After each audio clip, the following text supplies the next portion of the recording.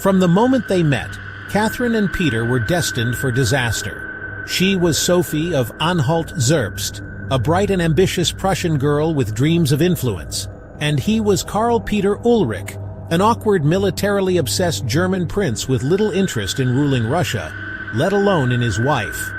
Their marriage, arranged for political convenience, quickly unraveled into a web of neglect, resentment, and betrayal that would shake the Russian Empire.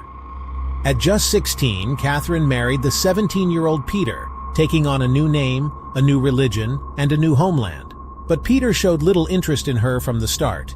On their wedding night, he abandoned her to carouse with friends. As the years passed, he remained more devoted to his toy soldiers and military games than to his wife. He drank heavily, indulged in childish antics, and, according to Catherine, once forced her to watch as he executed a mouse. Talk about a charmer. Lonely and humiliated, Catherine turned to books, immersing herself in the works of Voltaire and other Enlightenment thinkers. While Peter clung stubbornly to his Prussian roots, Catherine embraced Russia, mastering the language and culture. She cultivated friendships among the nobility and church officials, understanding that her survival depended on securing powerful allies. Their marriage was not only loveless, but scandalous. Both Catherine and Peter took lovers, though Catherine's affairs were far more consequential. She hinted in her memoirs that her first son, Paul, was not Peter's, but rather the child of her lover, Sergei Saltykov. When their second child, a short-lived daughter, was rumored to have another father, Peter was enraged. Yet he had his own mistress and saw no hypocrisy in his fury.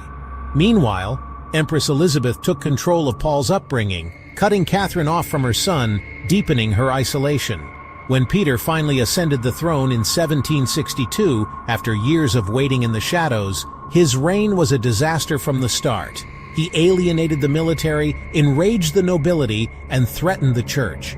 Catherine, by contrast, had spent over a decade building alliances, and now, with the support of her lover Grigory Orlov and his military connections, she made her move. On July 8th, as rumors of Peter's plan to divorce her swirled, Catherine acted. With the army at her back, she was proclaimed sole ruler of Russia. Peter, caught off guard, was arrested and forced to abdicate. Less than 2 weeks later, he was dead, officially from illness, though many believed he was murdered by Catherine's allies. Thus ended one of the most disastrous royal marriages in history, one that began in indifference and ended in a coup. Catherine had endured years of neglect, humiliation, and political maneuvering, but in the end, she emerged victorious.